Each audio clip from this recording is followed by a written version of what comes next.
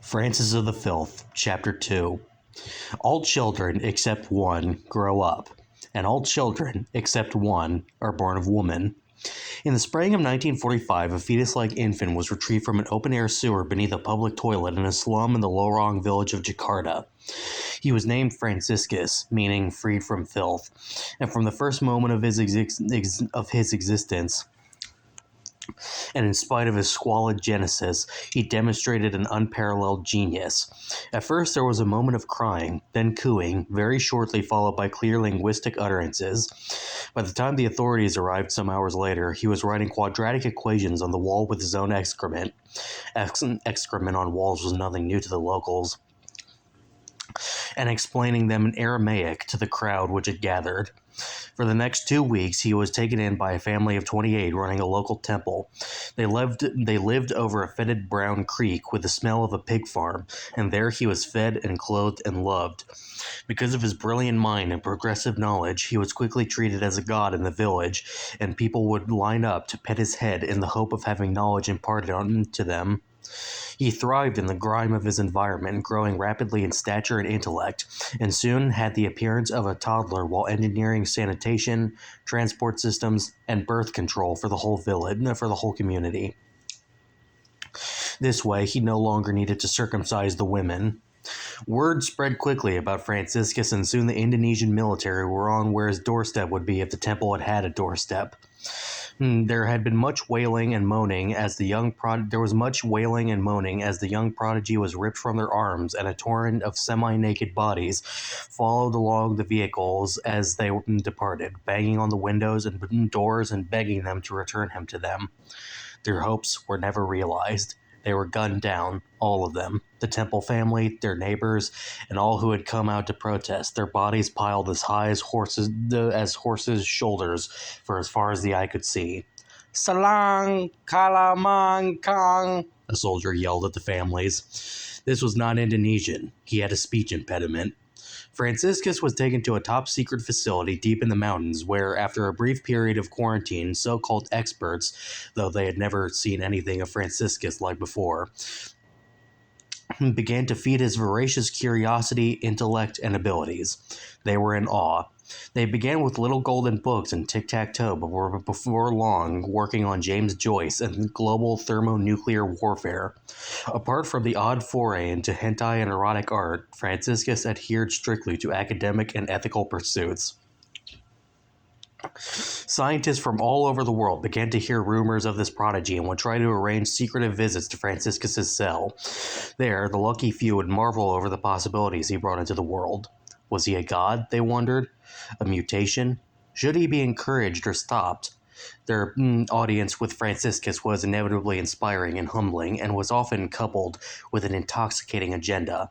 Despite the highly classified nature of the project, to which Franciscus was now referred, and the isolated location of its facilities, one day, several months into operations, a blonde-haired man in a very dark suit turned up unannounced at the front gate. He flashed some identification and was escorted into the heart of the complex. There he was introduced to the overseer of the program. Looking his Indonesian colleague in the eye with a curious expression that could have been mistaken for contempt, he removed his spectacles and raised a palm. "Heil Hitler!" In the summer of that year, the Pacific War was brought to an end with 2 cataclysmic explosions. They destroyed everyone and everything for miles around, and left a simmering, scorching layer of radiation to last for the ages. The lucky ones were those right under the detonations who were immediately reduced to ashes and outlines etched into concrete. It was those who survived the initial blast who learned the true meaning of suffering. They wandered about, aimless, hopeless, with melting flesh, groping about in near or total blindness for help. None came, and that which did came too late, and with little or no means of alleviating their agony. The torture was not short-lived. For years, even decades to come, those who had been exposed to the radiation suffered numbness, loss of fingernails, blood spots under the skin, tumors, leukemia, kidney and liver dysfunction, and so on. The list of after effects was almost endless, and for those who suffered from them, so was the pain.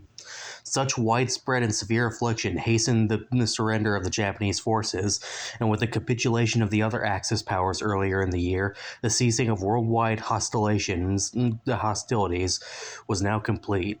For the general populace, exhausted and depleted, it couldn't have come soon enough, and with the exception of a couple of skirmishes in Guam and a few other remote areas, peacetime was welcomed by victor and loser nations alike with great relief and vigor. But not by all.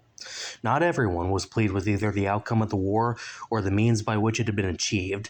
There were some who believed that the Axis powers still retained the ability, the manpower, and most of all, the technological savvy to inflict revolutionary damage on the Allied forces and alter not merely the outcome of the war, but both history and the future together.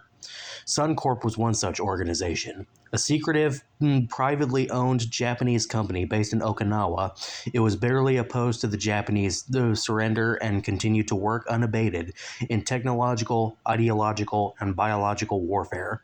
Though the rest of the community labored in poverty, Suncorp remained flush with funds for its operations. A little-known fact regarding the end of the war in the European theater concerns the demise of the Führer. In that bunker in Berlin, just before he put the pistol to his temple, Hitler uttered his final words, "Gib alles zu Suncorp." Give everything to Suncorp. As such, the Okinawan company had available to them near unlimited resources from war loot and retained communication with sister allies in Germany and Italy to pursue its goals of supremacy. Given these objectives, one could hardly overstate the joy that reverberated along their corridors when they received word from the fatherland that a new resource of immeasurable capacity had been secured.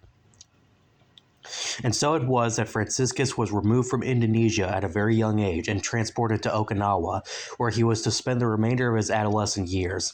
There, his name was shortened to Frank, because the Japanese seemed incapable of pronouncing the Ciscus part of his name, and he was put in a lab working toward various means of Axis domination.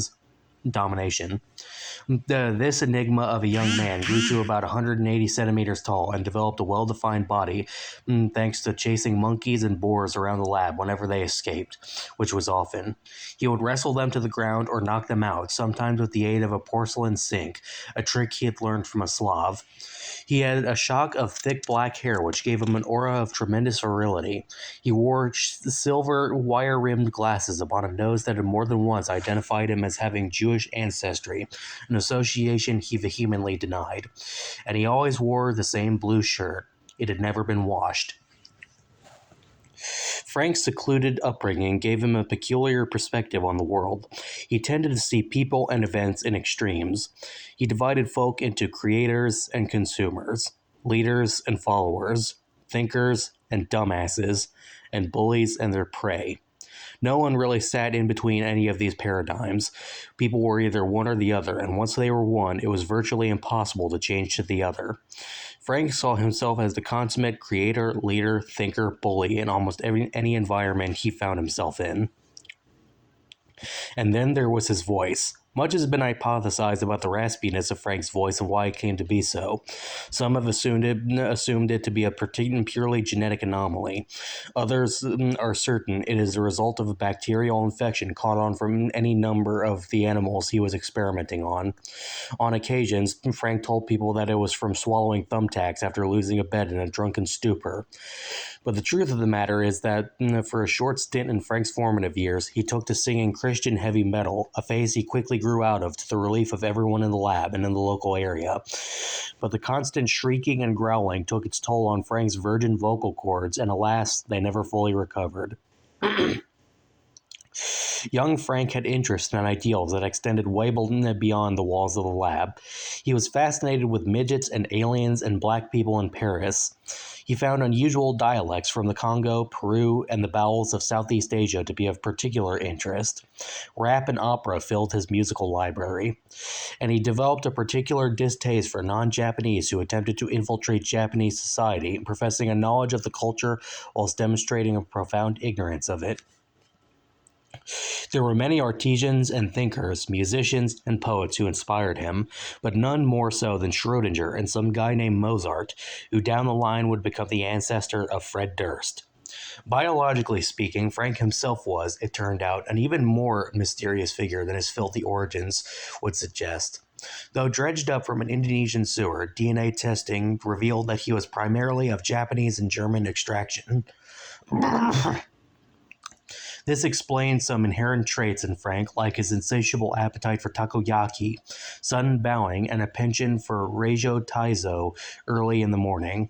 On the kraut side, Frank would immerse himself in bratwurst diets for weeks on end, find secret relief in listening to recordings of the Pa bands of Munich, and was without any sense of humor. Yet there was other genetic markers in his DNA that were unidentifiable, and it was these which started the rumors and fears amongst his colleagues in the lab. There was only one man that Frank answered to in the lab, and that was Tsubasa Honda.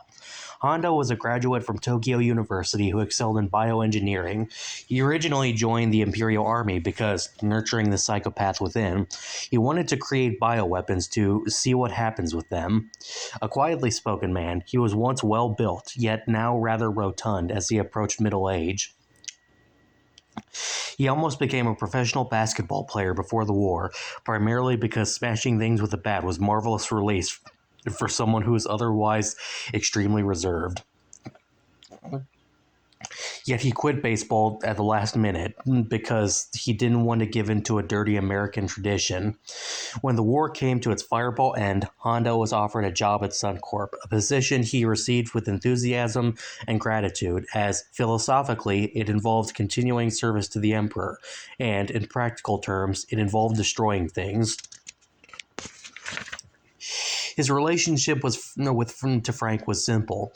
In awe of Frank's genius and his moral failures, his job was to leave Frank alone to do the work he had been specifically employed to do, and to question neither the Germans nor the Japanese board of Suncorp about it. In this sense, Honda was a perfect supervisor for Frank, loyal yet without ethics, nationalistic yet without any sense of restraint, and brilliant without any desire to use it for the greater good. There were 15 other employees in the lab to clean and to perform mundane duties, but to Frank they were all faceless drudges, as boring as a feminist at a dinner party, and about as funny as a fart in church. Yet there was one presence in the facility who stood out to Frank and who became very nearly the sole focus of his attention. His name was Ichiro. Ichiro mattered, not in the sense that he was important or intelligent or helpful. On the contrary, Ichiro was a useless idiot. He was the very antithesis of Frank, the consuming, dumbass follower type, who was the prey for Frank's inner bully. He was the necessary evil in Frank's small world, and Frank worked him without mind or mercy.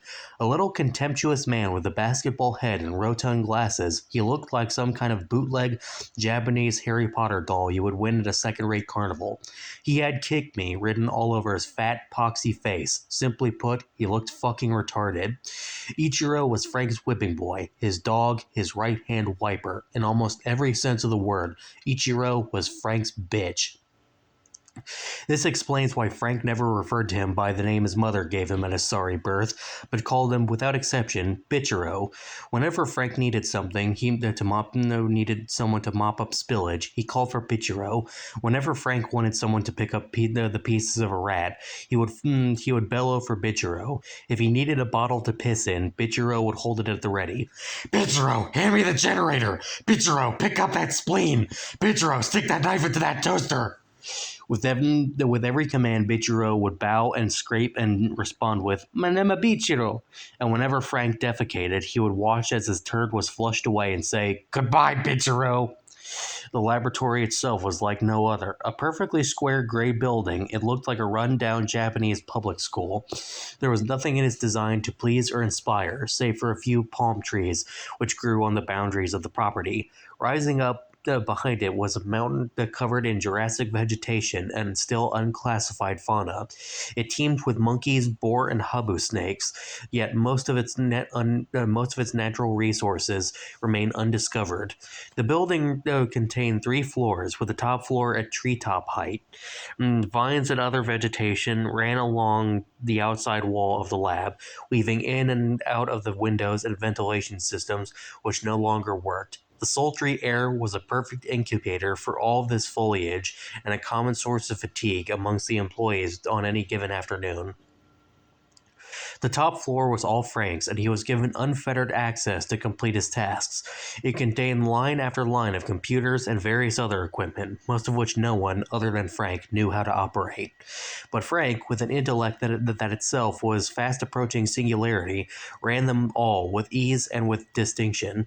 His preferred fields of research were diverse, including bacteriology, horology, pharmacology, biochemistry, cosmology, endocrinology, spectroscopy, the hematology, mycology, and of course, geolotology.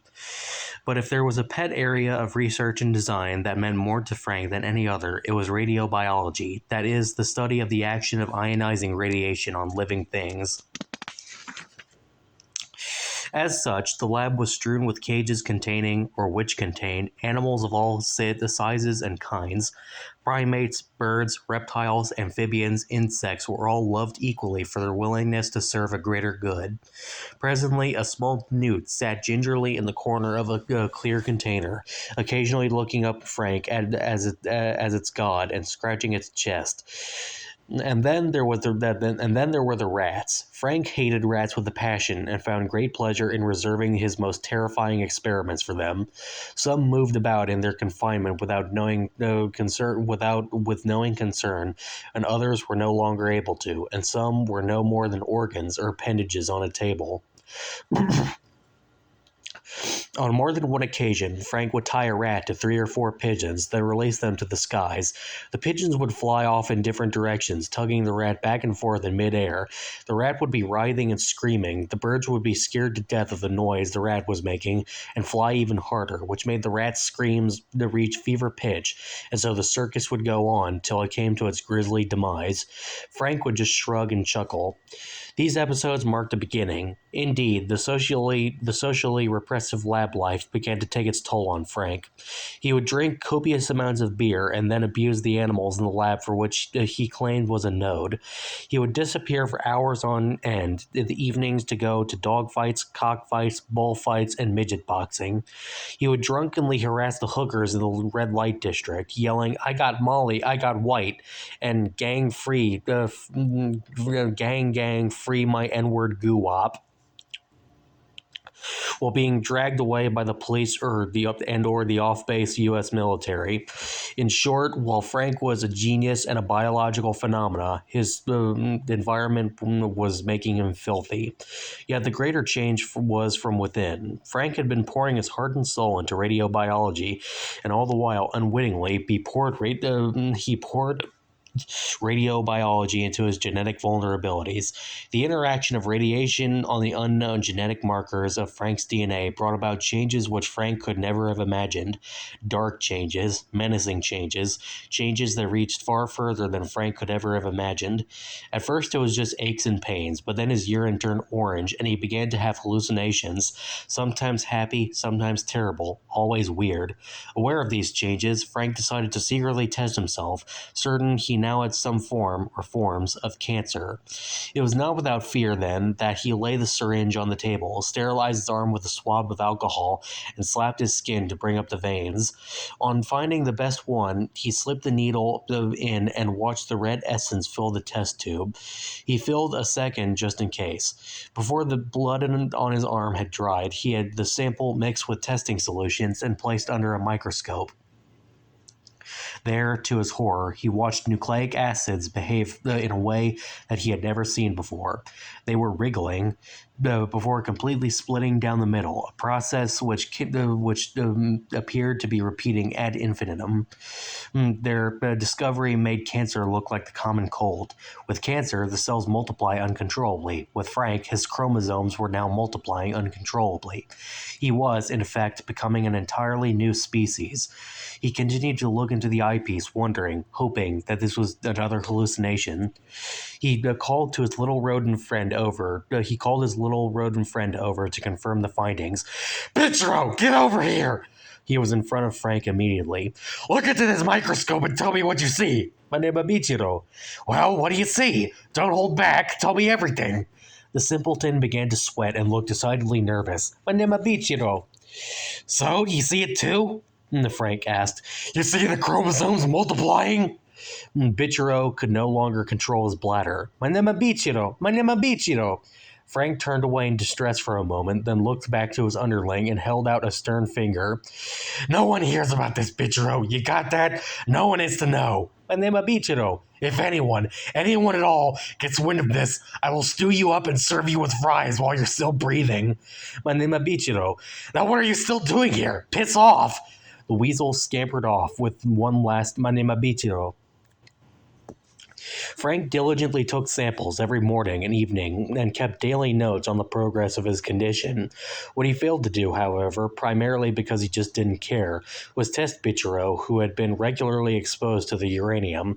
"Bichiro, bring me that sea cucumber," he called to him one fine morning. "My name is Bichiro." Frank looked at his little dolt as he held the dripping inkenderm in his trembling hands.